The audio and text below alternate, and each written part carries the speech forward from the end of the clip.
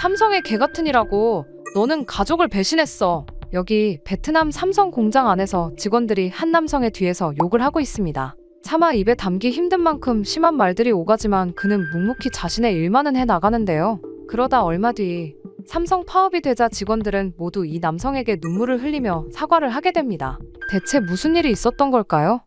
안녕하세요. 저는 베트남에 거주 중인 응우엔 반롱이라고 합니다. 저는 어릴 적부터 한국을 동경해왔어요. 지금처럼 많은 사람들이 좋아하기 훨씬 전부터 말이죠. 매일 저녁 어렵게 구해온 한국 드라마를 보며 그곳의 발전된 모습에 감탄했죠. 고층 빌딩이 늘어선 도시의 모습, 최첨단 기술로 가득한 일상, 그 모든 것이 제게는 꿈만 같았어요. 특히 아버지가 삼성 하청업체에서 일하시면서 자주 들려주시던 이야기는 제 가슴속에 깊이 새겨졌습니다. 한국의 기술력은 세계 최고야. 우리나라도 언젠가 저렇게 될 수 있을 거다. 아버지께서 한국 제품의 뛰어난 품질과 정교한 기술을 설명하실 때마다 그 눈빛은 자부심으로 빛났어요. 저는 그때마다 나도 꼭 저런 기술을 배우고 싶다고 생각했죠. 대학교 3학년, 운명 같은 순간이 찾아왔습니다. 캠퍼스에서 열린 취업 박람회장, 그곳에서 마주한 삼성 부수는 제 인생의 전환점이 됐어요. 한국 기업에서 일하는 것은 단순한 직장이 아닙니다. 개인의 성장과 국가 경제 발전에 기여하는 일입니다.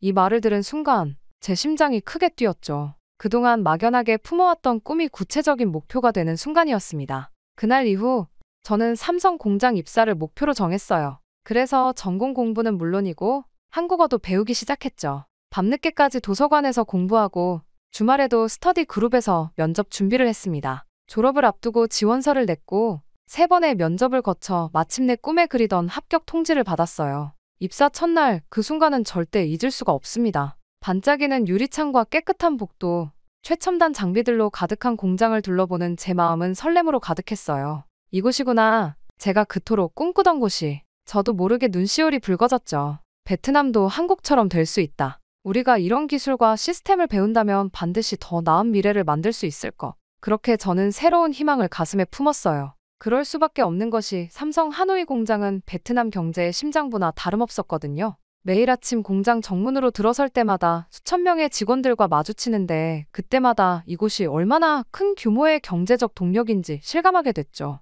그 중에서도 제가 일하는 품질관리팀에서의 일상은 정교한 시계처럼 체계적으로 돌아갔어요. 아침 조회부터 시작해서 생산 라인 점검, 품질 데이터 분석, 개선점 도출까지 한국 특유의 꼼꼼한 시스템을 직접 배우고 실행하는 과정이 때로는 힘들었지만 그만큼 보람도 컸습니다. 특히 인상 깊었던 건 한국인 관리자들의 업무 방식이었어요. 그들은 단순히 지시만 하는 게 아니라 문제가 생기면 직접 현장에 와서 함께 해결책을 찾았죠. 품질은 곧 우리의 자존심. 이라는 말을 자주 했는데 그 진심이 느껴졌습니다. 우리 팀은 매주 새로운 기술 교육을 받습니다. 최신 품질 관리 시스템, 데이터 분석 도구 사용법, 심지어 인공지능을 활용한 불량 검출 방법까지. 이런 교육은 베트남의 다른 어떤 회사에서도 찾아보기 힘든 것들이었죠. 동료 타인과 점심을 먹으며 나눈 대화가 기억나네요. 우리가 정말 운이 좋은 것 같아. 다른 회사 다니는 친구들은 우리처럼 정기적인 건강검진도 없고 급여도 우리의 절반 수준이래. 타인의 말에 저는 고개를 끄덕였죠. 실제로 우리의 복리후생은 베트남 내 최고 수준이었으니까요. 구내식당에서 식사할 때면 자부심이 절로 솟았습니다. 깨끗한 시설과 영양가 있는 식단, 정기적인 위생 점검까지 이런 것들이 모여서 삼성다움을 만드는 거구나 싶었죠. 때로는 본사에서 온 한국 음식도 맛볼 수 있었는데 그럴 때마다 문화적 교류까지 이뤄지는 기분이었어요. 게다가 매달 진행되는 품질 회의는 제게 큰 배움의 장이었습니다. 전 세계 삼성 공장의 품질 데이터를 비교 분석하고 개선점을 찾아가는 과정에서 글로벌 기업의 면모를 실감했죠. 우리 하노이 공장의 실적이 좋을 때면 한국 본사에서도 좋은 평가가 내려왔어요. 퇴근 후 가끔 동료들과 맥주 한 잔을 하며 이야기를 나눌 때면 모두들 입을 모아 삼성에서 일한다 는 자부심을 이야기했습니다. 그건 단순히 높은 임금 때문만은 아니었어요. 우리가 만드는 제품이 전 세계로 수출되고 그 품질을 인정받는다는 사실이 우리를 자랑스럽게 만들었죠. 그래서 남동생이 대학을 졸업할 때 저는 조언했어요. 삼성은 단순히 일자리를 주는 게 아니야. 우리에게 성장할 기회를 주는 거지. 다른 회사들은 단순히 노동력을 필요로 하지만 여긴 달라. 우리의 실력을 키워주고 더 나은 미래를 준비할 수 있게 해주는 곳이야. 물론 그때는 몰랐습니다. 곧 큰 사건이 일어날 것이라는 것을 말이죠. 어느 날 저녁 민이라는 동료가 불만을 토로하기 시작했습니다. 우리가 만든 제품으로 삼성은 엄청난 수익을 내잖아. 그런데 우리가 받는 건 그에 비하면? 그의 말에 저는 그저 조용히 묵묵히 있을 뿐이었죠. 사실 저도 민의 말이 전혀 틀리지는 않다고 생각했어요. 우리의 노력으로 만들어진 제품들이 전 세계에서 팔리고 그만큼의 수익이 발생하는 건 사실이니까요. 하지만 동시에 이런 생각도 들었습니다. 다른 기업들과 비교해보면 삼성은 가장 공정하게 대우해주고 있어. 게다가 베트남 경제에 미치는 영향을 생각해봐. 일자리 창출은 물론이고 기술 이전, 협력업체 육성까지. 이런 기여는 단순히 숫자로만 환산할 수 없는 거 아닐까? 저의 말에 민희는 이해는 하지만 여전히 불만이 가득하다는 표정으로 자리로 돌아갔습니다. 그 모습을 보면서 왠지 모를 불길함이 엄습하더군요. 매일 아침 출근할 때면 공장 주변이 활기로 가득한 걸 볼 수 있었습니다. 식당, 카페, 편의점, 이 모든 가게들이 삼성 덕분에 생겨났죠. 우리 공장에서 일하는 직원들의 가족들이 이런 가게들을 운영하며 더 나은 삶을 일구어가는 모습을 보면서 삼성이 가져온 변화가 단순히 공장 안에만 머무는 게 아니라는 걸 실감했죠. 품질관리팀에서 일하다 보면 협력업체들과 자주 접촉하게 됐습니다. 그들도 삼성의 까다로운 기준에 맞추기 위해 끊임없이 기술력을 높이고 있었죠. 삼성 덕분에 우리도 세계적인 수준의 기술을 배우고 있습니다. 협력업체 담당자의 이 말이 깊이 와닿았어요. 하지만 그럼에도 불구하고 결국 사건이 터지고 말았습니다. 어느 순간부터 점점 공장 분위기가 달라지기 시작했거든요. 복도에서 마주치는 동료들의 눈빛이 예전 같지 않았고 식당에서도 평소와는 다른 긴장감이 감돌았어요. 노조 지도부가 임금 인상과 근무 조건 개선을 요구하며 대규모 파업을 준비하고 있다는 소문이 돌았기 때문입니다. 처음에는 단순한 소문으로 치부했어요. 하지만 곧 현실이 됐죠. 노조 지도부는 전체 직원들에게 성명서를 배포했습니다. 우리는 정당한 대우를 요구한다. 더 높은 임금과 더 나은 근무 조건이 필요하다. 성명서를 읽으며 제 눈을 의심했어요. 노조가 주장하는 내용들은 실제 상황과 너무나 달랐거든요. 삼성은 이미 베트남 노동법에서 정한 기준을 훨씬 뛰어넘는 수준으로 직원들을 대우하고 있었습니다. 초과 근무 수당은 법정 기준의 150%를 지급했고 야간 근무자들을 위한 특별 수당도 있었죠. 품질관리팀 회의실에서 동료들과 이야기를 나눴던 날이 기억납니다. 우리가 받는 복지 혜택을 한번 살펴보자고요. 매년 건강검진, 주치의 상담 서비스, 치과 치료 지원까지. 다른 회사에서는 상상도 할 수 없는 수준이에요. 제가 말했죠. 동료가 고개를 끄덕이며 말했어요. 맞아요. 제 동생이 다른 공장에서 일하는데 그쪽은 기본적인 안전장비도 제대로 지급하지 않는다더군요. 게다가 기술 교육 프로그램 또한 삼성의 자랑이었습니다. 매달 새로운 기술 트렌드에 대한 교육이 진행됐고 우수 직원들은 한국 본사 연수 기회도 받았죠. 이런 투자는 단순히 비용이 아닌 직원들의 미래를 위한 것이었어요. 하지만 노조 지도부의 주장은 계속해서 강경해져 갔습니다. 그들은 SNS를 통해 삼성을 비난하는 글을 퍼뜨리기 시작했고 지역 언론들도 이를 보도하기 시작했어요. 글로벌 기업 삼성, 베트남 노동자들의 눈물, 폭발적인 수익에도 인색한 임금, 이런 헤드라인들이 연일 신문을 장식했습니다. 그런 모습들을 보며 저는 속으로 생각했어요. 삼성만큼 좋은 조건을 가진 회사가 어디 있다고 이런 불만을 터뜨리는 걸까? 이건 우리의 잘못된 기대일지도 몰라. 실제로 하노이 지역의 다른 공장들과 비교하면 삼성의 근무 환경은 말 그대로 천국이었거든요. 그러던 어느 날 오랜 동료인 흐엉이 제 사무실을 찾아왔습니다. 롱, 너는 어떻게 생각해? 노조의 말도 일리가 있지 않아? 제가 대답했죠. 물론 더 나은 조건을 바라는 건 당연해. 하지만 우리가 현재 받고 있는 대우가 얼마나 특별한지도 인정해야 해. 다른 기업들은 상상도 못할 수준이라고. 하지만 저희 이러한 주장에도 상황은 점점 악화됐어요. 노조 지도부는 파업 찬반 투표를 진행하겠다고 발표했고 공장 곳곳에서 선동적인 전단지가 발견됐습니다. 그렇게 분위기는 나날이 험악해졌습니다. 어느 날 평소 친하게 지내던 동료 푹이 저를 붙잡고 속삭였어요. 롱, 조심해. 파업에 반대하는 사람들 명단이 돌아다닌대. 누가 회사 편인지 다 체크하고 있어. 등골이 서늘해졌죠. 그러다 어느 날부터 저를 대하는 직원들의 분위기가 달라진 것이 느껴졌습니다.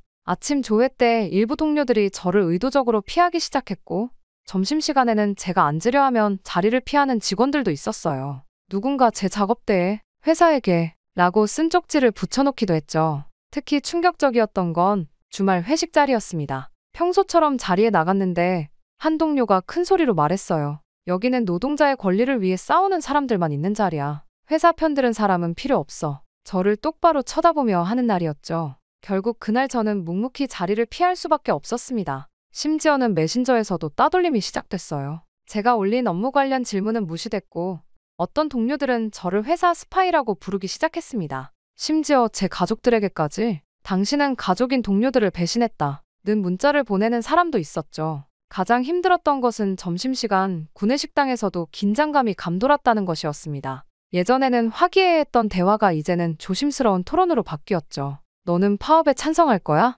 노조 집회에 참여할 거야? 이런 질문들이 오가는 동안 저는 묵묵히 밥을 먹을 수밖에 없었습니다. 상황이 이렇게 악화된 것은 어쩌면 소통의 부재 때문이었을지도 모릅니다. 회사는 지속적으로 베트남 시장에서의 최고 대우를 제공하고 있다고 강조했지만 직원들은 글로벌 기업의 수익에 비교해 자신들의 처우를 판단했으니까요. 반삼성 여론이 커져가는 것을 보며 제 마음도 무거워졌습니다. 이 상황이 계속된다면 어떻게 될까? 삼성이 정말 베트남을 떠나게 된다면? 그런 생각만 해도 가슴이 답답해졌어요. 그러다 긴 고민 끝에 결국 저는 제 위치에서 할 수 있는 일을 하기로 했습니다. 동료들의 차가운 시선과 따돌림을 감수하면서도 현재 우리가 받고 있는 혜택들이 얼마나 특별한지, 그리고 이런 갈등이 어떤 결과를 가져올 수 있는지 차분히 설명하기 시작했어요. 진실을 외면할 수는 없었으니까요. 그렇게 동료들에게 진실을 이야기하기 시작한 다음 날이었습니다. 아침부터 공장은 여전히 긴장감이 감돌았지만 적어도 몇몇 동료들은 제 설명에 귀를 기울이기 시작했어요.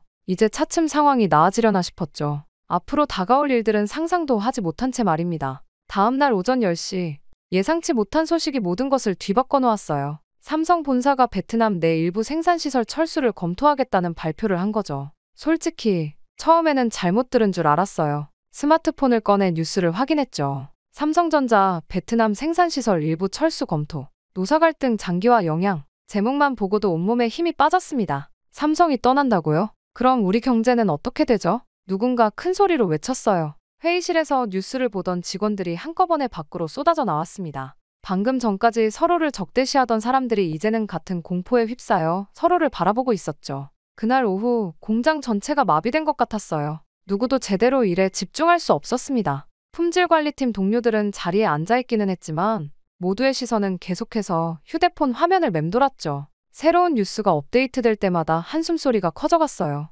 가장 먼저 반응한 건 협력업체들이었습니다. 오후 2시, 저희 공장에 부품을 납품하는 한 회사가 먼저 가동을 중단했어요. 향후 발주량이 불확실한 상황에서 현재 생산량을 유지할 수 없습니다. 이런 내용의 공문이 왔죠. 곧이어 다른 협력업체들도 비상대책회의에 들어갔다는 소식이 전해졌습니다. 퇴근 시간, 공장 주변 상가들의 분위기도 심상치 않았어요. 평소 같으면 직원들로 북적이던 식당들이 텅 비어 있었고 가게 주인들은 모여서 걱정스러운 이야기를 나누고 있었습니다. 삼성 직원들이 떠나면 우리 가게는 어떻게 해야 하나? 이제 막 대출받아서 가게 리모델링 했는데 우리는 삼성을 당연하게 여겼지만 삼성이 베트남에 가져온 기회와 가치를 진정으로 이해하지 못했던 건 아닐까? 퇴근길에 혼잣말처럼 중얼거렸어요. 지나가던 동료 민이 그 말을 듣고 멈춰섰습니다. 얼마 전까지 저를 회사 편이라고 비난하던 그의 눈에도 이제는 두려움이 가득했어요. 다음 날 아침, 상황은 더욱 심각해졌습니다. 공장 정문 앞에서 만난 경비 아저씨의 말씀이 가슴을 찔렀어요.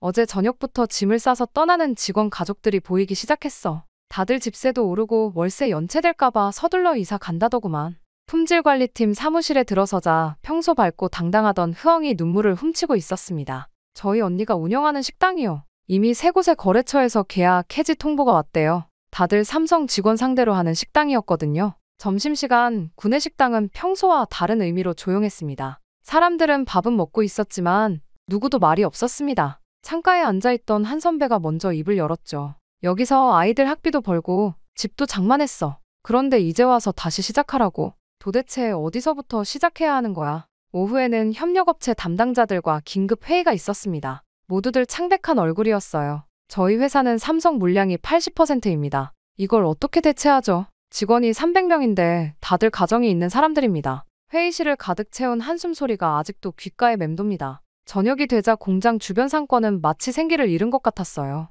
평소 같으면 직원들로 붐벼야 할 식당과 카페들이 텅 비어 있었고 곳곳에서 임대 광고가 새로 붙기 시작했습니다. 삼성이 떠난다는 소식만으로도 이런데 실제로 철수가 진행되면 이 지역은 어떻게 될까요? 잠들기 전 휴대폰을 보니 메신저가 한참 시끄러웠어요. 얼마 전까지 격렬하게 대립하던 사람들이 이제는 서로를 위로하고 있었습니다. 우리가 너무 욕심을 부렸나? 이제 어떻게 해야 하지? 모두가 불안과 후회 속에서 밤을 지새웠죠. 그리고 그날 밤의 불안한 예감은 결국 현실이 되었습니다. 며칠 뒤 삼성은 베트남 내 생산시설 철수를 공식화했어요. 처음에는 일부 시설만 철수한다고 했지만 그 영향은 도미노처럼 퍼져나갔습니다. 발표를 듣는 순간 마치 제 인생의 모든 것이 한순간에 무너지는 것 같았어요. 지난 시간 동안 쌓아온 모든 꿈과 희망이 모래성처럼 무너져 내리는 걸 지켜보는 기분이었죠. 첫 번째 공식 발표가 있고 일주일 만에 9만 명의 직원들이 순차적으로 퇴직 통지를 받기 시작했어요. 매일 아침 출근할 때마다 오늘은 내 차례일까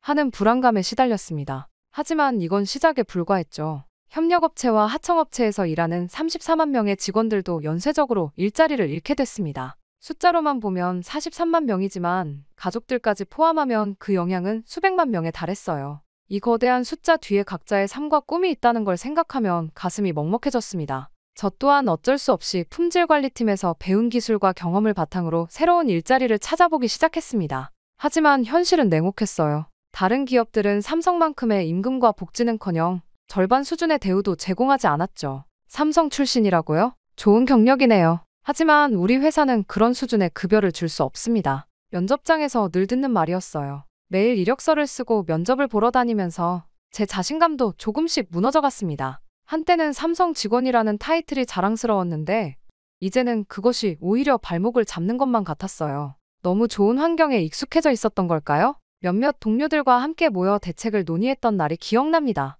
우리가 가진 기술과 경험이면 충분히 새로운 시작을 할 수 있지 않을까? 흐엉이 제안했죠. 그래, 우리만의 회사를 만들어보자. 품질관리 컨설팅이라든가 제조업 자문 같은 걸 할 수 있잖아. 그렇게 창업을 준비하는 동안 밤마다 악몽에 시달렸어요. 꿈에서는 늘 삼성 공장이 나왔죠. 제가 알던 그 반짝이는 공장이 아닌 텅 비고 어두운 모습으로요. 그럴 때마다 식은땀을 흘리며 깨어났지만 현실은 꿈보다 더 가혹했습니다. 매일 아침 거울을 보며 자신을 다독였어요. 할 수 있어. 우리는 삼성에서 최고의 기술을 배웠잖아. 하지만 마음 한구석에서는 끊임없이 의문이 들었죠. 정말 우리가 할 수 있을까? 삼성이라는 든든한 울타리 없이도 살아남을 수 있을까? 희망을 안고 창업을 시작했습니다. 5명의 전직 삼성 직원들이 모여 회사를 세웠어요. 삼성에서 배운 품질 관리 시스템과 기술을 다른 기업들에 제공하는 것이 우리의 사업 모델이었죠. 하지만 현실의 벽은 높았습니다. 첫 번째 난관은 기술적인 제약이었어요.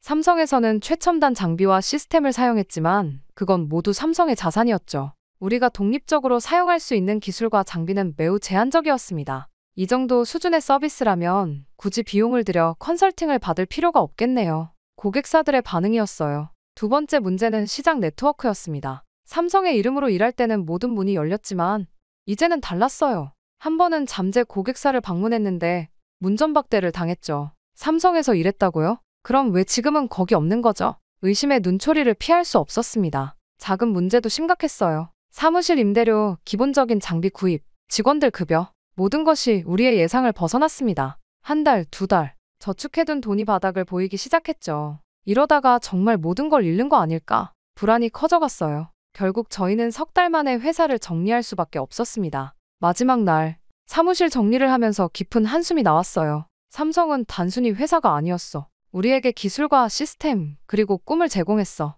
쓸쓸하게 내뱉은 이 말에 동료들도 말없이 고개를 끄덕였습니다. 더 심각한 것은 지역 경제가 걷잡을 수 없이 무너져가고 있다는 것이었어요. 한때 활기찼던 상가들은 하나둘 문을 닫았고 빈 사무실과 공장들이 늘어났습니다. 부동산 가격은 급락했고 많은 사람들이 일자리를 찾아 다른 도시로 떠나기 시작했죠. 저는 한 달에 한 번씩 옛 동료들과 만나 근황을 나누었습니다. 누군가는 택시 운전을 시작했고 다른 이는 작은 가게를 열었어요. 하지만 모두의 수입은 삼성 시절의 절반도 되지 않았죠. 그때는 정말 황금기였구나. 누군가의 말에 모두가 깊은 한숨을 내쉬었습니다. 특히 마음 아픈 건 젊은 직원들의 모습이었어요. 삼성에 입사하며 꿈꾸었던 미래를 위해 대출을 받아 집을 사고 결혼도 했는데 이제는 대출금을 갚지 못해 파산을 신청하는 경우도 늘어났습니다. 작은 전자제품 수리점에서 일하는 지금 가장 힘든 건 희망의 크기가 작아졌다는 거예요. 삼성에서는 매일이 도전이고 성장이었는데 이제는 그저 생존을 위한 하루하루를 보내고 있죠.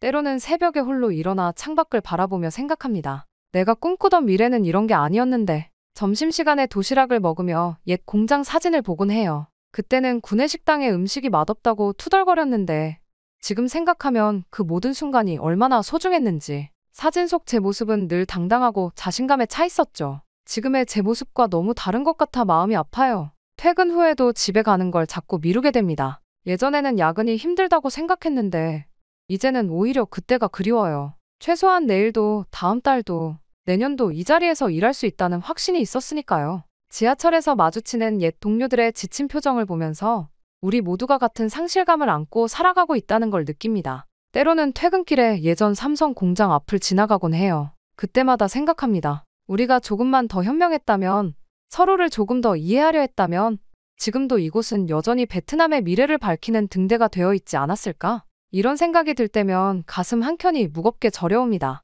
후회와 그리움, 상실감이 뒤섞인 이 감정을 어떻게 표현해야 할지 그저 한숨만 나올 뿐이에요. 매일같이 지나치던 그 공장 앞에서 어느 날 발걸음을 멈췄습니다. 비가 내리는 저녁이었어요. 빗물에 젖은 공장 외벽이 쓸쓸해 보였지만 묘하게도 마음은 더 이상 무겁지 않았습니다. 오히려 이상한 평온함이 찾아왔어요. 한국은 우리에게 미래를 보여줬다. 하지만 그 미래를 지속적으로 발전시키는 건 우리 몫이야. 문득 이런 생각이 들었습니다. 그동안은 잃어버린 것들에만 집중했는데 이제는 우리가 얻은 것들을 돌아볼 때가 된 것 같았어요. 그날 밤 오랜만에 옛 동료들에게 연락을 돌렸습니다. 우리 다시 한번 모여볼까요? 예전처럼 술자리가 아닌 진지한 논의를 위한 자리였어요. 한때 품질관리팀에서 함께 일했던 5명이 모였습니다. 처음에는 여전히 무거운 분위기였어요. 하지만 이야기가 계속되면서 분위기가 달라지기 시작했죠. 우리가 진짜 배운 건 뭘까? 삼성이 우리에게 남긴 진짜 유산은 뭘까? 이런 질문들을 나누다 보니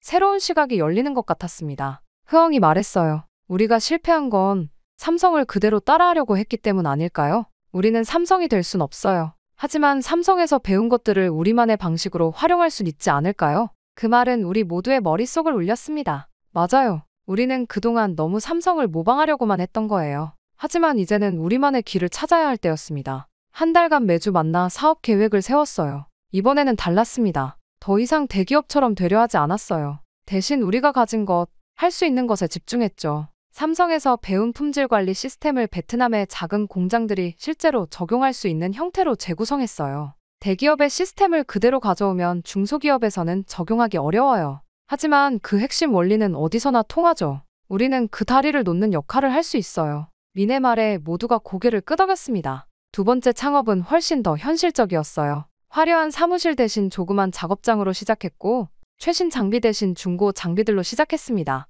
하지만 우리만의 강점이 있었죠. 삼성에서 배운 정확성과 체계성, 그리고 무엇보다 품질에 대한 집념이었어요. 처음에는 정말 작은 일거리부터 시작했습니다. 동네 전자제품 수리점에서 품질 관리 자문을 요청해왔을 때 약간은 자존심이 상했어요. 하지만 그런 작은 일들이 모여 입소문이 나기 시작했죠. 저 사람들은 뭔가 다르다. 정말 일을 제대로 한다. 이런 평가들이 하나둘 쌓여갔습니다. 그렇게 시간이 지나자 조금씩 변화가 보이기 시작했어요. 지역의 중소기업들이 우리를 찾아오기 시작했고 우리의 조언을 진지하게 받아들였습니다. 우리는 그들의 상황에 맞는 해결책을 제시했고 실제로 그들의 품질이 개선되는 걸 볼 수 있었죠. 특히 기억에 남는 건 한 신발 공장과의 일이에요. 그들의 불량률이 30%나 됐는데 우리가 제안한 관리 시스템을 도입한 후 6개월 만에 5% 아래로 떨어졌죠. 공장 사장님이 우리 사무실에 찾아와 감사 인사를 했을 때 처음으로 진정한 자부심을 느꼈습니다. 점차 우리만의 방식이 만들어졌어요.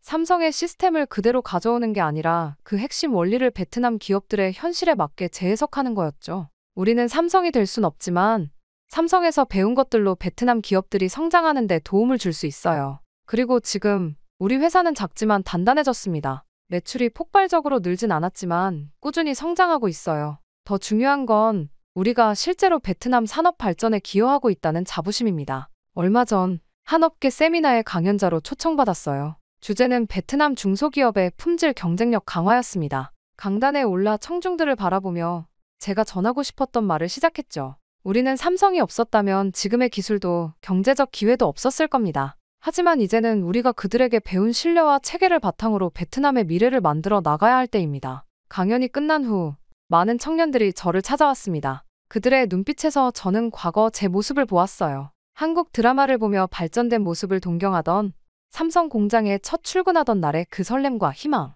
한국이 우리에게 가르쳐준 가장 큰 교훈은 무엇일까요? 한 청년이 물었어요. 저는 잠시 생각에 잠겼다가 대답했습니다. 신뢰예요. 한국 기업들이 세계 최고가 될 수 있었던 건 품질에 대한 집착이 있었기 때문이죠. 그들은 절대로 쉬운 길을 선택하지 않았어요. 힘들어도 올바른 길을 갔죠. 우리도 그래야 합니다. 베트남의 미래를 위해서라면 더 어려운 길이라도 올바른 길을 선택해야 해요. 다음 날 아침, 저는 다시 한번 옛 삼성 공장을 찾았습니다. 이제는 다른 회사가 들어와 있지만 그 웅장한 모습은 여전했어요. 공장 정문 앞에 서서 마지막으로 깊은 절을 했습니다. 고맙습니다. 여러분이 아니었다면 우리는 여전히 우리의 한계 안에 갇혀 있었을 거예요. 한국과 삼성은 우리에게 꿈을 꾸는 법을 가르쳐줬습니다. 그리고 그 꿈을 이루기 위해 어떤 노력과 헌신이 필요한지도 보여줬죠. 이제 우리가 그 뒤를 이어 베트남의 다음 세대에게 또 다른 꿈을 보여줄 차례입니다. 돌아서는 제 발걸음이 어느 때보다 가벼웠어요. 이제 저는 압니다. 진정한 성공은 누군가를 뛰어넘는 것이 아니라 서로에게 배우고 함께 성장하는 것이라는 걸요. 한국과 삼성이 우리에게 그랬던 것처럼 이제는 우리가 다른 이들에게 희망이 되어야 할 때입니다. 우리의 작은 회사는 이제 베트남 중소기업들의 등대가 되어가고 있습니다. 매일 아침 직원들과 함께 품질 관리 회의를 할 때면 삼성에서 배운 그 치열한 자세를 떠올립니다. 그리고 다짐해요. 우리도 언젠가는 후배들에게 자랑스러운 선배가 되자고, 베트남의 미래를 밝히는 또 하나의 등불이 되자고. 이것이 제가 삼성에서 배운 가장 큰 유산입니다. 단순한 기술이나 시스템이 아닌 더 나은 미래를 향한 끝없는 도전 정신과 그것을 함께 나누려는 마음, 그리고 그 도전의 여정에서 서로를 신뢰하고 존중하는 자세까지. 우리의 이야기는 아직 끝나지 않았습니다. 오히려 이제 시작이에요. 한국과 삼성이 우리에게 그랬던 것처럼 우리도 이제 누군가의 꿈이 되어야 할 때니까요. 그것이 바로 우리가 받은 귀중한 유산을 가장 아름답게 이어가는 길일 테니까요. 영국의 사무실에서 남녀가 언성을 높이며 다투고 있습니다. 여성은 남성에게 얼굴이 빨개진 채로 한국을 가느니 죽겠다며 소리를 지르다 결국 분에 이기지 못했는지 문을 열고 나가버리고 마는데요. 하지만 이 여성은 곧 한국으로 떠나게 되고 도착하자마자 주저앉아 눈물을 흘리고 말았다고 합니다. 대체 이 여성에게는 무슨 일이 있었던 걸까요? 안녕하세요. 저는 영국 BBC 기자로 일을 하고 있는 레이첼 펜튼이라고 합니다. 특집 기사 전문으로 제가 쓴 글은 항상 대박이 나고는 했죠. 가장 큰 업적은 중국 기사였어요. 그때는 제가 출근만 해도 모두가 박수를 쳐줄 정도였으니까요. 하지만 요즘은 출근길이 무겁기만 합니다. 왜냐고요? 바로 한국 때문이에요. 불과 2년 전만 해도 중국의 신장 위구르 인권 문제를 다룬 특집 기사로 BBC 국제부의 라이징 스타로 떠올랐던 제가 한국 기사 하나로 완전히 몰락하게 되었거든요. 5년 전 저는 또 다른 대박을 칠 특집 기사로 서울에 취재를 갔었습니다. 짧은 기간 동안의 취재로 정신이 없었죠. 하지만 서울은 제 정신보다도 더 시끄럽고 복잡하고 정신없는 도시였어요. 지나치게 빠른 속도로 달리기만 하는 사람들과 완벽한 외모를 위해 성형외과를 찾는 젊은이들까지 모두가 나사가 하나 빠진 채로 살아가는 것 같더군요. 다들 다른 사람의 눈을 지나치게 의식하는 안쓰러운 이들로만 보였어요. 심지어 취재 중 만났던 한 고등학생의 말은 아직도 귓가에 맴돌아요. 기자님, 나라는 이런 지옥 같은 경쟁이 없어서 좋겠어요. 라는 말이었죠. 그래서 저는 제가 본 그대로의 한국을 기사로 냈습니다. 그리고 그 학생의 말도 인용했죠. 하지만 그 이후의 폭풍은 엄청났습니다. 한국 사람들에게 무차별적인 비난을 받았거든요. 한국을 의도적으로 깎아내리는 서구 언론의 전형이라나요. 심지어 앤드류는 제 기사를 보고 편견에 빠져있다며 한 소리 하더군요. 저는 도통 이해할 수가 없었어요. 저는 정말 보이는 그대로를 썼을 뿐이었고 거짓 하나 보탠 게 없었으니까요. 중국 사람들은 당당하고 일본 사람들은 포용력이 넓은데 한국인들은 왜 이렇게 빨리 다니고 여유가 없어 보일까? 라는 대목이 그들의 신경을 많이 건드렸을지 모르지만 세계국을 다 다녀본 저에게는 정말로 그렇게 느껴졌습니다. 그리고 저 생각은 기사를 낸 이후 더 확실하게 느껴질 수밖에 없었죠. 한국은 지나치게 예민하고 외부 비판을 못 받아들이는 나라니까요. 그 기사로 제가 얼마나 많은 비난을 받았는지 아직도 생생합니다. 심지어 제 이메일로 협박성 메시지까지 받았었죠. 당신의 주소를 알아냈다는 식의 위협까지. 그런 나라를 어떻게 다시 객관적으로 볼 수 있겠어요? 상처를 받은 건 그들이 아니고 사실 저라고요. 그 이후로 완전히 좌천이 되었다고 해도 과언이 아니니까요. 한국 사람들이 이렇게나 이기적이고 잔인한데 다른 사람들은 잘 모르는 것 같아요. 오늘의 출근길에도 K-팝 노래들이 흘러나오고 있으니까요. 대체 그런 나라가 뭐가 좋다는 건지. 이면적이고 그들밖에 모르는 포용력이라고는 눈꼽만큼도 찾아볼 수 없는 그런 나라가 말이에요. 게다가 제가 보기엔 여전히 일본과 중국을 따라가려면 멀었던데 요즘 사람들은 단체로 머리가 어떻게 된 것 같아 보이기만 합니다. 그렇게 무거운 발걸음으로 사무실에 도착하자마자 저는 곧바로 앤드류에게 호출을 받았습니다. 호출을 받자마자 한숨이 나왔죠. 앤드류 편집장이 급하게 부른 이유를 짐작할 수 있었거든요. 요즘 영국의 트렌드를 보면 뻔하잖아요. 한국이 판을 치고 있으니까요. 제 동생마저 한국 드라마에 빠져 언니, 한국 남자들은 다 저렇게 완벽해? 라고 물어올 때면 속에서 불만이 치밀어 올라요. 환상이에요. 다 연출된 환상일 뿐이죠. 그렇게 앤드류의 사무실로 들어가자 그는 역시나 제 예상대로 저에게 한국의 특집 기사를 내라고 하더군요. 예상은 했지만 실제로 들으니 화가 치밀어 올랐습니다. 어떻게 저한테 이런 기사를 맡길 수가 있는지. 그는 제가 힘들어했던 모습을 옆에서 다 지켜보았으니까요. 앤드류, 저는 절대 못합니다. 저는 그의 제안을 듣자마자 의자에서 벌떡 일어섰어요. 5년 전에 제가 겪은 일을 잊으신 건가요? 제가 메일함을 열 때마다 죽이겠다는 협박을 읽어야 했다는 거 기억하시죠? 그 못된 한국인들이 제 개인 SNS까지 찾아내서 제 가족들 사진에까지 악성 댓글을 달았다고요. 앤드류는 담담한 표정으로 저를 바라봤어요. 레이첼, 진정하게. 진정하라뇨? 지금도 저는 가끔 악몽을 꿔요. 당신은 제가 그때 얼마나 힘들었는지 몰라요. 좋아요. 한국의 문화가 대단하다고요? 그들이 만드는 환상 같은 드라마가 우리 시청자들을 사로잡았다고요? 하지만 그 이면에는 레이첼, 앤드류의 목소리가 단단해졌어요. 자네가 더 이상 국제부의 라이징 스타가 아닌 이유가 뭔지 아나? 순간 말문이 막혔습니다. 객관성을 잃었어. 한 나라에 대한 편견이 이렇게 심한 기자는 본 적이 없네. 침묵이 이어졌습니다. 창밖으로 흐린 하늘이 보였어요. 이대로 거절했다가는 정말 BBC를 떠나야 할지도 모른다는 생각이 들었습니다. 알겠어요. 힘없이 대답했어요. 하지만 이번엔 문화 기사로만 할게요. 그들이 원하는 예쁜 모습들만 담아올 테니까 걱정 마세요. 사무실을 나서는데 제 파트너로 지정되었다는 마커스의 전화가 왔습니다. 한국계 영국인이라고 하더군요. 물론 말투는 전형적인 영국식 억양이었지만 한국 특유의 공손함이 묻어나는 목소리였어요. 한국이 생각나게 하는 공손함에 불편해진 저는 그저 다음 주 서울에서 만나자는 말에 짧게 대답했습니다. 벌써부터 불편한 마음이 들었어요. 한국계라 아마 마커스도 저의 편견 어린 시선을 지적하고 싶어 안달일 테죠. 그렇게 저는 통화를 서둘러 끊고 밖으로 나왔습니다. 런던의 흐린 하늘처럼 앞으로의 일정이 꿉꿉하게 느껴졌어요. 지하철역으로 걸어가는 길에 또다시 들려오는 한국어 대화. 한국 화장품을 든 쇼핑백을 든 관광객들. 이 도시는 마치 작은 서울이 되어가는 것만 같았죠.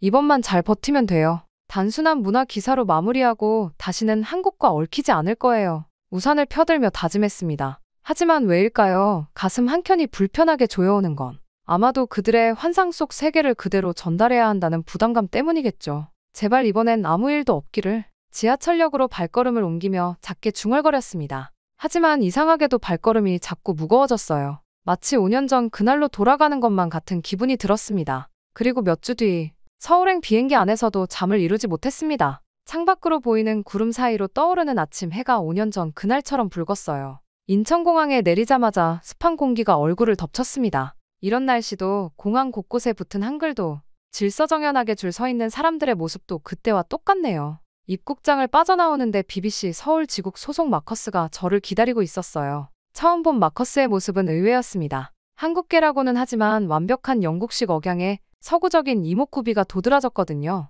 아마도 혼혈인 것 같았어요. 다만 90도로 숙여 인사하는 모습에서 3년째 한국에 살고 있다는 그의 이력이 느껴졌죠. 첫 취재지로 새벽 노량진 수산시장을 제안하는 마커스의 말에 내심 불만이 일었어요. 시장이라니요? 그것도 새벽에 말입니다. 하지만 조금의 호기심이 생기기는 하더군요. 제가 상상하던 한국의 모습과는 거리가 멀었으니까요. 세련된 강남의 카페나 화려한 명동의 쇼핑가만 생각했거든요. 그렇게 새벽 3시 호텔에서 짧은 휴식을 취한 후 노량진으로 향했습니다. 차창 밖으로 보이는 서울의 밤거리는 5년 전보다 더 화려해진 것 같았어요. 하지만 노량진에 가까워질수록 네온 사이는 줄어들고 대신 줄지어 선 트럭들과 분주히 움직이는 사람들이 보이기 시작했습니다. 시장 입구에 들어서자 비릿한 생선 냄새가 코를 찔렀어요. 역시 그냥 시끄럽고 지저분한 시장이구나. 속으로 중얼거렸습니다. 하지만 그건 제 편견이었어요. 구매자들은 질서정연하게 줄을 서서 경매에 참여하고 있었고 각 점포마다 신선도를 유지하기 위한 체계적인 시스템이 갖춰져 있었거든요.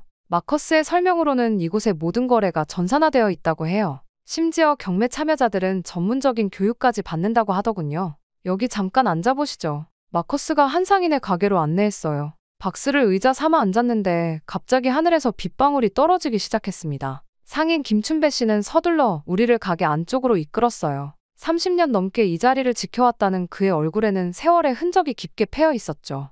요즘은 다 바뀌었어요. 저기 보이는 저 스크린? 실시간으로 경매 가격이 뜨는 거예요. 예전엔 손짓과 눈빛으로만 했는데 마커스가 통역해주는 동안 김춘배 씨는 태블릿을 꺼내 보여주었습니다. 각 물품의 원산지부터 어획 시기, 신선도 등급까지 모든 정보가 체계적으로 정리되어 있었어요. 심지어 구매자들의 신용도까지 데이터베이스로 관리된다고 하더군요. 처음엔 적응하기 힘들었죠. 제 아들이 많이 도와줬어요. 우리 아들이 대학 나왔거든요. 시장에서 일하는 걸 반대했는데 요즘은 이런 시스템 관리하면서 자기 일처럼 열심히 해요. 비가 잦아들 기미가 보이지 않자 김춘배 씨는 따뜻한 커피를 내오며 이야기를 이어갔습니다. 마커스는 3년 동안 이 시장을 촬영하며 김춘배 씨와 인연이 깊어졌다고 해요. 마커스가 처음 왔을 때만 해도 우리 시장이 지금과는 달랐어요. 많이 노후되어 있었죠. 하지만 이제는 위생관리도 철저하고 외국인 손님들도 많이 와요. 시장 한켠에서는 새로 들어온 젊은 상인들이 영어로 외국인 관광객들과 대화를 나누고 있었어요. 마커스의 설명으로는 시장 상인회에서 기초 외국어 교육도 진행한다고 하더군요. 품질 관리가 제일 중요해요. 저기 보이는 검사실에서 매일 아침 수질 검사하고 신선도 체크하고 예전에는 생각도 못했죠. 마커스가 카메라를 들어 경매장을 찍기 시작했어요. 그의 렌즈를 통해 보니 달랐습니다. 어두침침하고 비릿한 시장이 아니라 활기 넘치는 삶의 현장이 보였거든요. 경매사의 빠른 손짓, 날렵하게 메모하는 구매자들, 그리고 그들 사이에 오가는 눈빛과 미소까지. 전과는 다른 모습들이 담겨 있었죠. 우리 시장이 겉으로 보기엔 좀 지저분해 보일 수도 있지만 이게 다 질서가 있는 거예요. 새벽에 발 딛는 순간부터 밤늦게 마무리할 때까지 하나하나 다 규칙이 있는 거죠. 김춘배 씨의 말을 듣고 있자니 문득 5년 전 제가 쓴 기사가 떠올랐어요. 그때는 왜 이런 모습을 보지 못했을까요? 급성장만을 비판하기에 급급해서 그 속에 숨겨진 질서와 따뜻함을 놓쳤던 걸까요? 비가 그치고 동이 틀 무렵 우리는 시장을 나왔습니다. 마커스가 찍은 사진들을 보니 새로운 시각이 담겨 있었어요. 경매장의 긴장감, 상인들의 진지한 표정, 그리고 그 속에 묻어나는 정겨움까지 모든 것이 보이더군요. 이제 아침 식사하러 갈까요? 여기 근처에 숨은 맛집이 있어요. 마커스의 제안에 평소라면 거절했을 텐데 이상하게도 고개가 끄덕여졌어요.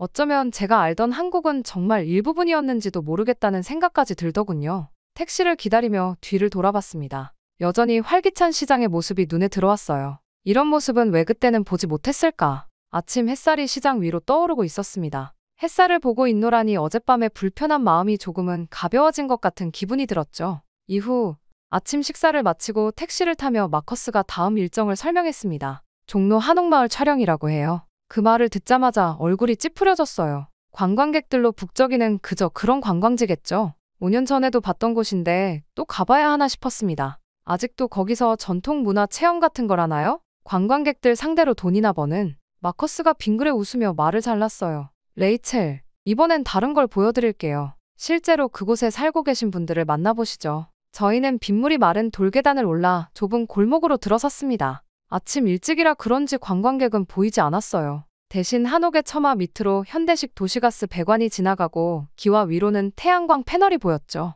어색하리만큼 불편한 조화였습니다. 마커스는 50년 넘게 이곳에서 살고 있다는 김민재 할아버지의 집으로 우리를 안내했어요. 처음엔 단순한 인터뷰라 생각했는데 들어서자마자 제 생각이 틀렸다는 걸 알았습니다. 한옥 안으로 들어서니 놀라웠어요. 전통 마루 아래로 난방 배관이 깔려있고 부엌에는 최신식 인덕션이 설치되어 있었죠. 심지어 처마 밑에 달린 작은 모니터로 택배가 오는 것까지 확인할 수 있더군요. 옛것을 지키면서 살기가 쉽지는 않죠. 하지만 이게 우리 삶이에요. 할아버지의 말씀을 마커스가 통역해 주었습니다. 차를 마시며 들은 이야기는 제가 알던 한옥마을과는 달랐어요. 도시개발에 맞서 한옥을 지키기 위해 주민들이 힘을 모았던 이야기, 현대적 편의시설을 들이면서도 전통적 가치를 지키기 위해 고민했던 순간들까지 너무나도 감동적이더군요. 잠깐 구경하실래요? 마당 한켠에 자리 잡은 작은 정원에는 계절마다 피는 꽃들이 있었고 처마 밑에는 QR코드가 붙어 있었습니다. 스캔해보니 이 집의 역사와 건축 과정이 상세히 설명되어 있더군요.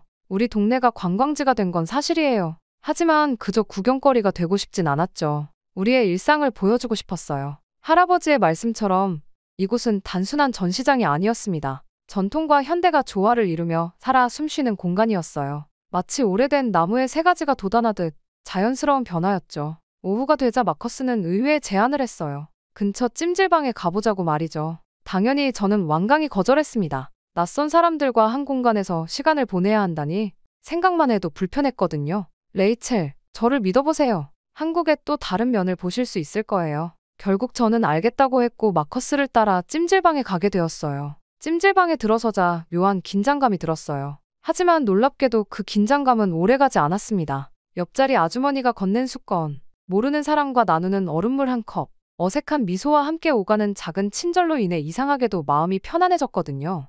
여기가 한국의 사랑방이에요. 마커스의 말처럼 찜질방은 단순한 휴식 공간이 아니었습니다. 세대와 계층을 넘어 사람들이 어울리는 곳이었죠. 한쪽에서는 할머니들이 손주 이야기를 나누고 다른 한쪽에서는 젊은이들이 취업 고민을 털어놓고 있었어요. 저기 보이는 할머니들, 매일 아침 이곳에서 만나신대요. 혼자 사시는 분들도 많은데 여기서 정을 나누시는 거죠. 찜질방 식당에서 만난 할머니 한 분이 저에게 수박을 건네주셨어요. 영어를 전혀 못하시는데도 손짓 발짓으로 더 먹으라고 권하시더군요. 그 순간 이상한 감정이 북받쳤습니다. 5년 전 제가 쓴 기사가 떠올랐어요. 차가운 도시, 정이 메말랐다는 표현들. 정작 제가 차갑게 바라보고 있었던 건 아닐까요? 한국의 현대화를 비판하면서 그 속에 숨겨진 따뜻한 정을 보지 못했던 거예요. 저녁 노을이 한옥의 기와지붕 위로 물들어가고 있었어요. 골목길을 걸으며 생각했습니다. 어쩌면 제 기사는 너무 일방적인 비판이었던 걸까요? 현대화 이면의 진짜 모습을 보려 하지 않았던 건 아닐까요? 호텔로 돌아와 거울을 보니 얼굴이 달라 보였어요. 찜질방에서 때를 밀고 나서인지 피부가 훨씬 부드러워졌더군요. 평소 민감한 제 피부가 오히려 좋아진 것 같았습니다. 영국에서는 수백 파운드를 들여도 얻기 힘든 피부 상태였어요. 내일은 어디로 가나요? 제 질문에 마커스가 활짝 웃었어요. 이제는 그의 미소가 그렇게 불편하지만은 않네요. 서서히 제 안에서도 무언가가 변하고 있나 봅니다. 내일은 DMZ입니다. 호텔 로비에서 마커스의 말을 듣는 순간 어제의 편안했던 기분이 순식간에 긴장감으로 바뀌었어요. 분단, 5년 전 기사에서 제가 가장 강하게 비판했던 부분이었죠. 전쟁의 공포로 젊은이들의 꿈을 억압하는 사회라고 썼었던 기억이 났습니다. 통일촌이라는 마을도 방문할 예정이에요. 제가 3년 동안 그곳 주민들의 일상을 기록해왔거든요. 마커스의 설명을 들으며 파주로 향하는 차에 올랐습니다. 창밖으로 보이는 풍경이 점점 낯설어졌어요. 번화가의 화려한 간판들이 사라지고 철조망과 군사시설들이 눈에 들어오기 시작했습니다. 검문소에 도착하자 군인들이 우리 차를 세웠어요. 취재 허가증을 확인하는 과정이 마치 영화의 한 장면 같았습니다. 젊은 군인의 긴장된 표정을 보며 5년 전 제가 썼던 말들이 부끄러워졌어요. 이건 억압이 아닌 현실이었던 거죠. 통일촌으로 향하는 길은 의외로 평화로웠습니다. 군사시설과 논밭이 공존하고 군인들과 농부들이 자연스럽게 어울리는 풍경이었어요. 마을 입구에서 만난 이장님은 30년 넘게 이곳에서 살고 계시다고 했습니다. 여기서 아이들도 키우고 농사도 짓고 그냥 평범한 일상이에요. 마커스가 통역해주는 이장님의 말씀이 의외였어요. DMZ 접경지역에서 어떻게 평범한 일상이 가능할까요? 하지만 마을을 둘러보면서 그 의미를 조금씩 이해하기 시작했습니다. 마을 어귀에는 작은 카페가 있었어요. 군인들과 주민들이 함께 커피를 마시고 할머니들은 마을에서 직접 기른 채소로 식당을 운영하고 계셨죠. 철조망 너머로 북한이 보이는 곳에서 사람들은 묵묵히 자신들의 삶을 이어가고 있었습니다. 특히 인상적이었던 건 마을 도서관이었어요. 통일을 준비하는 마음, 이라는 이름의 작은 공간에는 북한 관련 서적부터 평화 교육 자료까지 다양한 책들이 있었습니다. 아이들은 이곳에서 분단의 현실을 배우면서도 미래의 희망을 그리고 있었죠. 이장님, 여기 사시는 게 두렵지 않으세요? 제 질문에 이장님은 잠시 생각에 잠기셨다가 대답하셨어요. 처음엔 두려웠죠. 하지만 이제는 이게 우리 삶이에요. 누군가는 이곳을 지켜야 하잖아요. 언젠가 통일이 되면 우리 마을이 그 첫 길이 될 테니까. 마커스는 묵묵히 카메라 셔터를 눌러댔어요. 그의 렌즈는 단순히 분단의 상징들을 담는 게 아니었습니다. 군인들의 경계근무 모습 너머로 보이는 일상의 따스함, 철조망 앞에서 피어나는 들꽃, 초소 앞에서 뛰어노는 아이들. 그가 포착한 순간들은 이곳에 진짜 이야기를 담고 있었어요. 오후가 되자 작은 비가 내리기 시작했습니다. 마을 회관에 들어가 비를 피하는 동안 할머니들이 손수 담그신 김치를 내어주셨어요. 북한이 보이는 창가에 앉아 할머니들의 이야기를 들었습니다. 우리 어머니가 북쪽에 계세요. 이제는 얼굴도 기억이 잘 안 나지만 그래도 매일 아침 저쪽을 보면서 인사드려요. 마커스가 통역해주는 동안 할머니의 눈가에 맺힌 눈물을 보았어요. 5년 전에 저였다면 이런 장면을 어떻게 담아냈을까요? 아마도 분단의 비극이라는 자극적인 제목으로 상처만을 부각했겠죠. 하지만 이곳에는 그보다 더 깊은 이야기가 있었습니다. 저녁이 되어 서울로 돌아가는 길, 마커스가 찍은 사진들을 하나씩 보여줬어요. 그의 카메라에 담긴 통일초는 제가 생각했던 것과는 전혀 달랐습니다. 철조망 사이로 비치는 석양, 군복 차림으로 텃밭을 가꾸는 군인들, 평화롭게 풀을 뜯는 염소들, 그리고 그 모든 것을 담담하게 받아들이며 살아가는 사람들의 모습. 이런 게 진짜 한국이에요. 레이첼. 위태로운 균형 속에서도 일상을 만들어가는 사람들의 이야기죠. 마커스의 말이 가슴에 깊이 박혔습니다. 차창 밖으로 어둠이 내리고 있었어요. 멀리서 북한을 향해 비치는 서치라이트가 보였죠. 그 차가운 빛 속에서도 마을은 여전히 따뜻했습니다. 호텔로 돌아와 노트북을 펼쳤어요. 5년 전 제가 쓴 기사를 다시 읽어보았습니다. 전쟁의 그림자, 억압된 일상, 멈춰버린 시간. 이제야 알겠어요. 제가 얼마나 피상적으로만 바라보고 있었는지를. 창밖에서 들려오는 도시의 소음을 들으며 생각했습니다. 분단이라는 현실 속에서도, 아니 어쩌면 그렇기 때문에 더욱 단단하게 일상을 일구어가는 사람들. 그들의 이야기를 어떻게 하면 제대로 전할 수 있을까요? 오늘 본 풍경들이 자꾸 떠올랐어요. 마커스의 카메라가 담아낸 그 순간들처럼 저도 이제는 조금 더 깊이 있게 바라볼 수 있을 것 같았습니다. 창밖에서 들려오는 도시의 소음을 뒤로하고 다음날 아침 저희는 일찍 부산행 KTX에 올랐습니다. 분단의 현실을 마주한 후라 그런지 기차 안에서 마주치는 승객들의 표정 하나하나가 더 깊게 다가왔어요. 부산은 서울과는 또 다른 매력이 있었습니다. 복잡하고 번잡스러울 거라는 예상과 달리 도시 곳곳에 바다가 보이고 골목마다 정겨운 이야기가 숨어 있었어요. 국제시장의 활기찬 모습은 런던의 보로우 마켓과 닮아 있으면서도 더 소박하고 친근한 느낌이었죠. 특히 감천문화마을에서는 도시의 새로운 모습을 발견했습니다. 산자락 위 알록달록한 집들이 만들어내는 풍경이 마치 예술 작품 같았어요. 좁은 골목길을 따라 올라가며 만난 할머니들은 관광객들에게 따뜻한 미소를 건네고 작은 카페에서는 젊은이들이 도시의 새로운 문화를 만들어가고 있었죠. 마커스는 평소와 달리 조용히 이 모든 걸 카메라에 담고 있었어요. 특히 오래된 골목길을 찍을 때면 유독 진지한 표정이었습니다. 사실 이번 부산 취재는 저에게 특별한 의미가 있어요. 제 할아버지가 부산 출신이에요. 1970년대에 영국으로 건너가셨죠. 어제 통일촌 할머니들이 북에 계신 가족 이야기를 하시는 걸 듣다가 할아버지 생각이 자꾸 났어요. 해질녘 부산항 근처를 거닐며 마커스는 이야기를 이어갔습니다. 영국 간호사였던 할머니와 사랑에 빠져 런던으로 떠난 할아버지와 전통적인 영국 가정에서 자란 아버지 그리고 그 사이에서 자란 마커스 자신의 이야기였죠. 어릴 땐 제가 다른 아이들과 다르다는 걸 몰랐어요. 하지만 점점 커가면서 영국에서는 너무 동양적이고 한국에서는 너무 서양적이라는 말을 자주 들었죠. 할아버지가 살았다는 초량동으로 향했습니다. 좁은 골목길로 들어서자 마커스의 발걸음이 조금씩 느려졌어요. 저녁 무렵이라 골목에는 삶의 냄새가 가득했습니다. 누군가의 집에서는 된장찌개 냄새가 풍겨오고 어디선가 아이들의 웃음소리가 들렸죠. 할아버지는 이 동네 이야기를 자주 하셨어요. 저기 보이는 언덕길을 뛰어다녔다고, 골목마다 친구들과 숨바꼭질을 했다고. 문득 한 오래된 사진관 앞에서 마커스가 멈췄어요. 낡은 쇼윈도에는 흑백 사진들이 가득했습니다. 마커스가 안으로 들어가 주인 아저씨와 이야기를 나누더니 곧 굵직한 앨범을 들고 나왔어요. 믿기지 않으시겠지만 여기 할아버지가 계세요. 1960년대 졸업사진이었어요. 교복을 입은 여러 학생들 중에서 한 소년이 유독 환하게 웃고 있었죠. 마커스의 눈가가 붉어졌습니다. 할아버지는 늘 그러셨어요. 부산에서의 시간이 인생에서 가장 행복했다고. 하지만 저는 이해하지 못했죠. 왜 그토록 그리워하시는지. 우리는 할아버지의 발자취를 따라 골목길을 걸었습니다. 마커스는 때론 카메라를 들었다 내렸다를 반복했어요. 마치 할아버지의 기억과 자신의 시선 사이에서 고민하는 것처럼 보였죠. 어스름이 깔리기 시작할 무렵 부산항이 한눈에 보이는 언덕에 도착했습니다. 붉은 노을이 바다를 물들이고 있었어요. 마커스가 마침내 카메라를 들어올렸습니다. 이제 알 것 같아요. 할아버지가 왜 이토록 부산을 그리워하셨는지. 이곳에는 단순한 풍경이 아닌 삶이 있었던 거예요. 셔터 소리가 울릴 때마다 마커스의 얼굴에 미소가 번졌습니다. 그의 카메라는 단순히 항구 도시의 풍경을 담고 있는 게 아니었어요. 할아버지의 청춘이 깃든 골목길, 시간이 멈춘 듯한 오래된 가게들, 여전히 활기 넘치는 시장의 모습까지.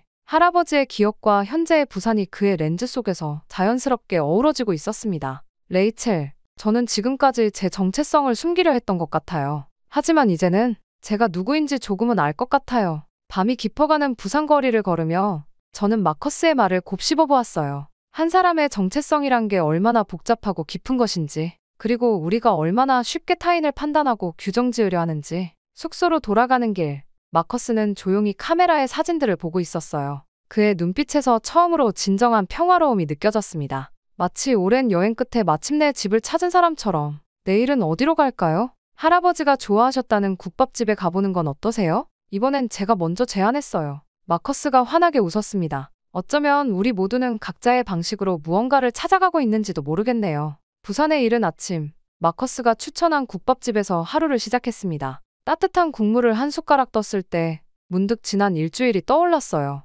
노량진 수산시장의 활기, 한옥마을의 일상, DMZ의 묵직한 현실, 그리고 마커스의 이야기까지. 제가 알던 한국은 너무나 피상적이었다는 걸 이제야 깨달았습니다. 오늘 저녁 비행기로 런던에 돌아가시나요? 마커스의 질문에 고개를 끄덕였어요. 하지만 5년 전과는 다른 마음으로 돌아가게 될 것 같았습니다. 호텔로 돌아와 노트북을 펼쳤어요. 이번엔 달라져야 했으니까요. 급성장의 그늘? 이 제목을 쓸 때 제 모습이 부끄럽네요. 5년 전 기사를 다시 읽으며 한숨이 나왔습니다. 한국의 현대화를 성급하게 비판했던 제 모습, 전통과 현대의 공존을 이해하지 못했던 편협한 시각, 그리고 무엇보다 사람들의 이야기에 귀 기울이지 않았던 오만함까지. 새로운 기사의 제목을 고민했어요. 내가 몰랐던 한국의 순간들. 키보드를 두드리다 멈추길 반복했습니다. 이번엔 제대로 써야 했어요. 노량진의 상인들, 한옥마을 주민들, 통일촌의 할머니들, 그리고 부산 골목길의 이야기까지. 그들의 목소리를 있는 그대로 전하고 싶었거든요.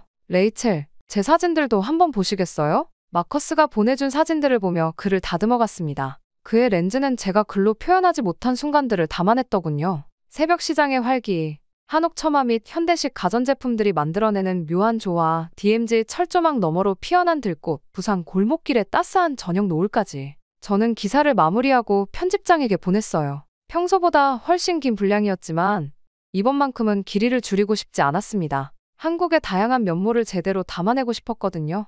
예상과 달리 앤드류의 답장이 빨리 왔어요. 연재로 가자. 마커스의 사진과 함께. 비행기 안에서 저는 첫 번째 연재 기사에 대한 반응을 확인했습니다. 영국 독자들의 댓글이 쏟아지고 있었어요. 이런 한국은 처음 봤다. 마침내 진짜 이야기를 들려주는 것 같다. 하지만 가장 놀라웠던 건 한국 독자들의 반응이었습니다. 처음으로 외국 기자의 글에서 우리의 진짜 모습을 봤어요. 우리도 미쳐보지 못했던 우리의 모습을 보여주셔서 감사합니다. 눈시울이 뜨거워졌어요. 5년 전 그토록 많은 비난을 받았던 것과는 너무나 다른 반응이었습니다. 오랜 비행 끝에 런던에 도착하자마자 저는 곧바로 앤드류를 만났어요. 다음 연재를 위한 기획을 논의하기 위해서였죠. 한국의 지방 도시들을 차례로 취재하자는 제안을 했습니다. 전주의 한식, 경주의 역사, 강릉의 커피거리. 마커스와 함께라면 그들만의 이야기를 제대로 담아낼 수 있을 것 같았어요. 창밖으로 런던의 흐린 하늘이 보였어요. 마커스의 메시지를 읽으며 지난 일주일을 돌아보았습니다. 한국은 제게 단순한 취재 대상이 아닌 깊은 배움의 장소가 되어주었어요.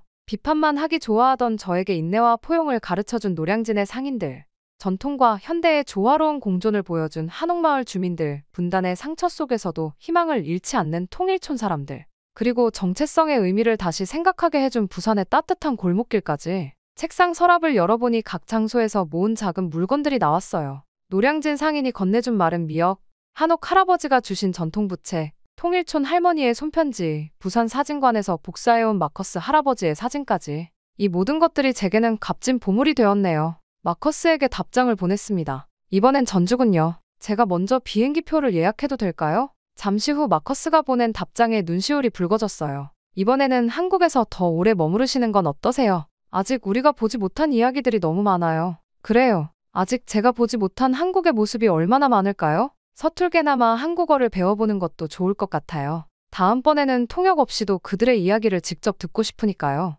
노트북을 펼쳐 새 문서를 열었습니다. 한국에서 배운 것들, 편견을 깨고 마주한 진실의 순간들. 타이핑을 시작하는 제 손가락이 살짝 떨렸어요. 이제는 알 것 같습니다. 진정한 저널리즘은 단순히 비판하는 것이 아닌 이해하고 공감하는 데서 시작된다는 것을. 그리고 한국은 제게 그 소중한 깨달음을 선물해준 곳이라는 것을. 고마워요, 한국. 당신의 진짜 모습을 보여줘서. 한글로 쓴 첫 문장이었습니다. 아마 앞으로 더 많은 글들이 채워지겠죠. 그리고 그 글들은 예전에 제 글과는 완전히 다를 것입니다. 한국은 저에게 열린 마음을 가지게 해주었고 저의 편견 또한 마주하여 깰 수 있게 만들어주었으니까요. 이제는 그 마음을 담아 진실된 글을 써보려 합니다. 여러분도 만약 편견을 가지고 있는 일이 있다면 부딪혀보세요. 이번 저희 한국 방문기처럼 말이죠. 저의 이야기는 이렇게 끝이 나지만 새로운 이야기는 이제 시작입니다. 저에게 많은 교훈을 준 한국을 벗삼아 저는 더욱 더 성장했으니까요. 부디 앞으로의 저희 앞날을 응원해 주시길 바랍니다.